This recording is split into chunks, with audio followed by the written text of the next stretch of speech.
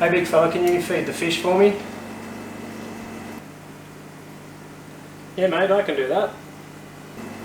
Thanks mate.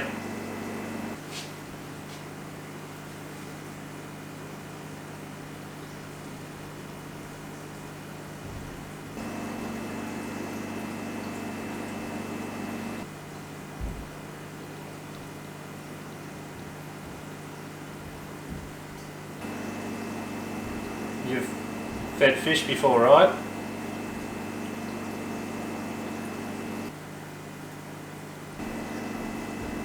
Get over here!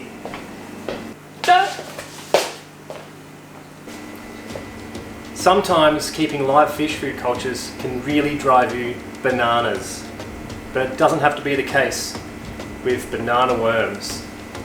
G'day, I'm Vincy and welcome back to Busy Ranch. In this video, I'm going to give you 5 tips on how to keep live banana worm culture to feed your fish.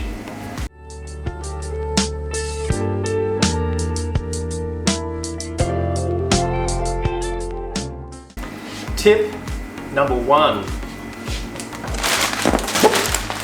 Substrate. What should you keep your banana worms in so that they thrive and have something to eat and constantly are looked after? Rolled oats is a great cheap example of a substrate you can keep them in. What you need to do is get your substrate like the oats and wet it down so that it becomes a bit of a mushy texture. Now it doesn't have to be rolled oats. You could use some biscuits, people have used instant mashed potato formula before. The key is that this food, whatever you're going to use as a substrate, has a starch content, because the starch content is going to react with this, some yeast. You sprinkle the yeast over whatever substrate content you're going to be using, and this is the food for the worms. It doesn't have to be a rolled oats or a biscuits, it could be bread, anything that's going to keep them going, and you'll see that change as they slowly decay it down, and it'll turn slowly to a mush, letting you know that you need to revamp the bedding for the worms to thrive. Tip number 2 is temperature. So the temperature at which these worms are kept is actually pretty forgiving. Room temperature. So if you've got a fish room, it's perfect for the culture to thrive all year round. In Australia here we use the Celsius, so between 22 to 28 degrees is going to be completely fine. They like this environment, and as long as they're just sort of kept out of the way, they're actually quite a relatively easy worm to keep in a temperate environment. If you do have a cold climate, maybe you can put it in a cupboard or in an area that's just going to keep a little bit warmer than out of the freezing cold. Tip number 3 is aeration and filtration of where they are kept. Now, in this container that I'm going to be using to put the worms, I've just got a simple container from the local grocery store. This container itself is quite sealed and a Loctite container, which without modification wouldn't be any good for the worms. However, we don't want to let any other nasties into the culture either. So what I'm going to do is I'm going to cut or drill a little hole out of the top of the container and fit a foam or sponge piece in there as a filter so that the culture is actually breathing, however stopping any nasties from getting inside the culture.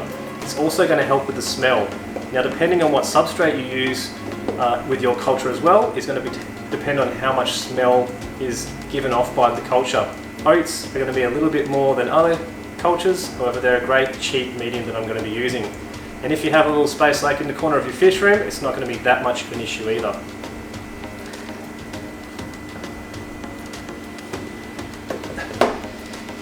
Now tip number 4 is what do you do when the culture is starting to get a bit sloshed and sloppy and you need to clean it up, or you want to split the culture itself. If you have another container, all you need to simply do is create the bedding as you normally would with the substrate with your wet down rolled oats, and pretty much take one half of the culture, put it into that new bedding, and then refurb that current culture with the new bedding as well. The worms will love it, they'll thrive, they will be in the millions if you look after them properly, and then you can keep doubling your culture until you have the required amount of live food for whatever you need in your fish room. Now, the one thing to remember as well though, if your culture does not get looked after and it does start degrading, the culture will crash. So what the best thing to do is, if the culture is that you don't want to split it anymore, is to just take half of that culture probably every week and just dispose of that culture. And depending on how many cultures you have available to you, you're going to have plenty of worms to use anyway. Now, tip number 5, the last tip, is how do we feed these live banana worms to our fish? The easiest way is to open the culture and the worms will climb up the sides of the container. At that stage, you can either wet a small paintbrush or wet your finger and simply rub around the side of the container to collect the culture, and either place it directly into the fish tank that the fish are requiring the food, or put it in a little container to collect them up, and you can either pour that culture into the fish tank for the fish to feed on, or use a syringe or a little pipette, whichever is easiest for you. The main thing to think about when you're collecting the culture here is to try not to get the substrate, for one, because you don't need to pollute your tank with all the unnecessary waste. And secondly is to not contaminate the culture itself. It's all too easy to reuse that paintbrush in another culture you may have, or to let the container stay open for other nasties to get in and pollute the culture and potentially crash and ruin the whole culture for yourself. After that, that's all you need.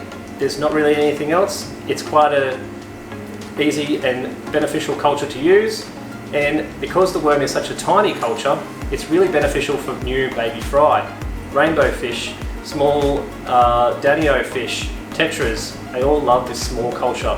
I would say this culture is 2 fins out of 5 for difficulty. Pretty easy to look after, and the fish are really going to love it. So that's all I have for you. If you have any questions about raising and keeping banana worms, please leave a comment below. Otherwise, thanks for watching, and I'll see you in the next one. Whew.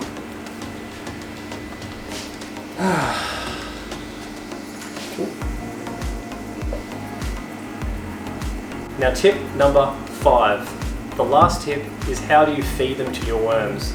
Now, worms, how do you